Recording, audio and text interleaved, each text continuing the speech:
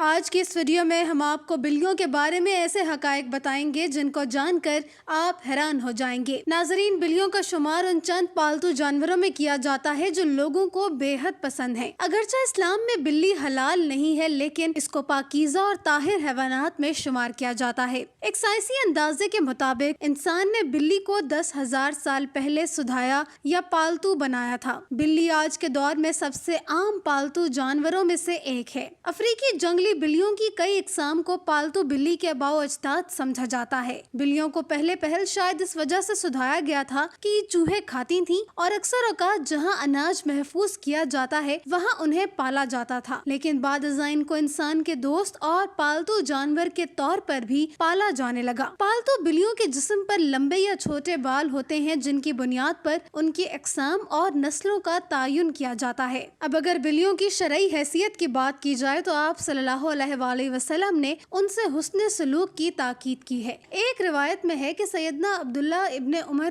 رضی اللہ عنہ سے روایت ہے کہ رسول اللہ صلی اللہ علیہ وآلہ وسلم نے فرمایا، ایک عورت کو بلی کی وجہ سے عذاب ہوا، اس نے بلی کو قید کر کے رکھا یہاں تک کہ وہ مر گئی، پھر اس بلی کی وجہ سے وہ جہنم میں گئی۔ جب اس نے بلی کو قید میں رکھا تو نہ کھانا دیا، نہ پانی، اور نہ ہی اسے آزاد کیا کہ تاکہ وہ خود کیڑے مکوڑے کھا کر گزارا کر لیتی، یعنی کہ اس نے بلی کو تڑپا کر مارا تھا، اس لیے وہ جہنم میں گئی۔ اس کے علاوہ بھی بلیوں کے بارے میں کئی احادیث اور روایات ہیں جن میں سے چند آپ کو بتاتے ہیں۔ ایک روایت سے یہ بات ثابت ہے کہ بلی اگر کھانے میں سے کچھ کھا کر چلی جائے یا پانی پی جائے تو وہ پلید یا نجس نہیں ہو جاتا۔ حدیث مبارک ہے کہ ایک عورت نے حضرت عائشہ رضی اللہ عنہا کو ہریسہ بھیجا تو وہ نماز پڑھ رہی تھی۔ اس عورت نے ہریسہ وہیں رکھ دیا تو بلی آئی اور آ کر اس میں سے کھا گئی۔ عائشہ رضی اللہ تعالی عنہا نے نماز کے بعد اسی جگہ سے ہریسہ کھایا جہاں سے بلی نے کھایا تھا، اور فرمایا، بلا شبہ رسول کریم صلی اللہ علیہ وآلہ وسلم کا فرمان ہے کہ یہ بلی پلید اور نجس نہیں ہے، بلکہ یہ تو تم پر آنے جانے والیاں ہیں۔ حضرت عائشہ رضی اللہ تعالی عنہا بیان کرتی ہیں کہ میں نے رسول کریم صلی اللہ علیہ وآلہ وسلم کو بلی کے بچے ہوئے پانی سے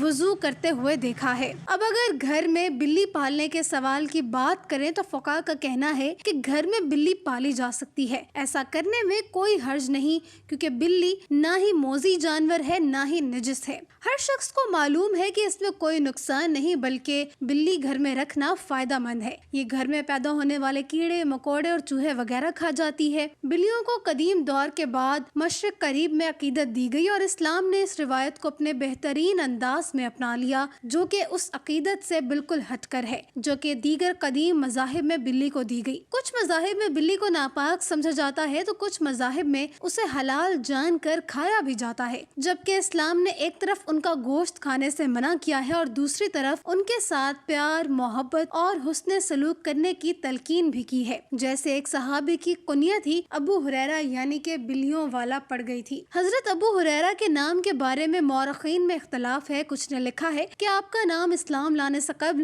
عبد الشمس تھا، اور کچھ کا کہنا ہے کہ اسلام لانے کے بعد عبد الرحمن رکھا گیا۔ کسی نے عمر بن عامر لکھا تو کسی نے عبداللہ بن عامر، لیکن آپ کا اصل نام راجہ قول کے مطابق عبد الرحمن ہے۔ ابو ہریرہ آپ کی کنیت ہے، اور ابو ہریرہ کنیت رکھنے کی وجہ یہ تھی کہ آپ کے پاس ایک بلی تھی جس کو آپ اپنے ساتھ رکھا کرتے تھے، اس لیے آپ کی کنیت ابو ہریرہ پڑ گئی۔ ایک دن ابو ہریرہ رحمۃ اللہ علیہ نے دیکھا کہ گرمی کی شدت سے ایک بلی دیوار کے ساتھ چمٹی ہوئی ہے، تو انہوں نے اسے اٹھا کر گرمی سے بچانے کے لیے اپنی آستین میں چھپا لیا۔ ناظرین، یہ روایت ثابت کرتی ہے کہ گھر میں بلیاں پالی جا سکتی ہیں۔ اگر کسی کو شوق ہے تو وہ ضرور پورا کرے، مگر ان کے کھانے اور پینے کا پورا خیال رکھا جائے اور اسے کوئی تکلیف یا پھر ایذا نہ دی جائے۔ سائنسی اعتبار سے بھی گھر میں بلی پالنے کا ایک بڑا فائدہ ہے، اور وہ یہ کہ بلیوں کو انسانی لمس بے حد پسند ہوتا ہے اور انسان بھی اس سے محظوظ ہوتا ہے۔ ماہرین کے مطابق بلی کے لمس میں اللہ نے ڈپریشن کے مرض کا علاج رکھا ہے، اور اس کے بالوں میں خاص قسم کے بیکٹیریا پائے جاتے ہیں جو انسانی جسم میں ڈپریشن کو کم کرنے میں مدد دیتے ہیں۔ چنانچہ پالتو بلی کو اپنے ساتھ لپٹا کر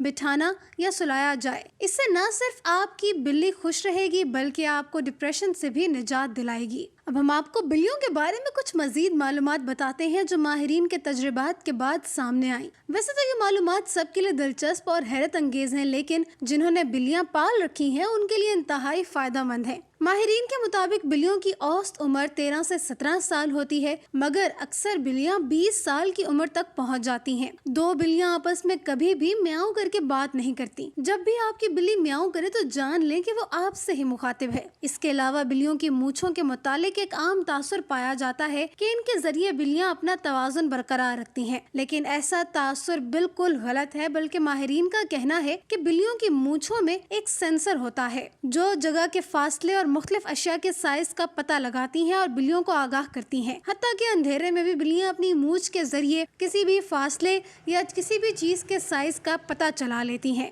بلی کو کسی بھی صورت ایذا دینا شرعاً جائز نہیں ہے۔ بلی ایک پالتو جانور ہے، جیسا کہ پہلے احادیث مبارکہ میں بیان کر چکے ہیں کہ نبی کریم صلی اللہ علیہ وآلہ وسلم نے اس کے بارے میں فرمایا کہ یہ پلید نہیں ہے، بلکہ یہ تو گھر میں چکر لگانے والوں میں سے ہے۔ تو بلی کی تمام تر قباحتوں کے باوجود رسول اکرم صلی اللہ علیہ وآلہ وسلم نے اس کے ساتھ نرمی کا اظہار فرمایا ہے۔ ہمیں بھی آپ صلی اللہ علیہ وآلہ وسلم کی پیروی میں اس کے ساتھ نرمی کرنی چاہیے، اور اگر کوئی بلی خونخوار اور گھر کا نقصان کرتی ہے تو اسے مارنے کے بجائے پکڑ کر کسی دوسری جگہ منتقل کر دینا چاہیے، یا پھر دور دراز علاقے میں چھوڑ دیا جائے تاکہ وہ اپنا ٹھکانہ بدل لے، لیکن اسے قتل کرنے کی اجازت نہیں دی جا سکتی اور نہ ہی تکلیف دینے کی۔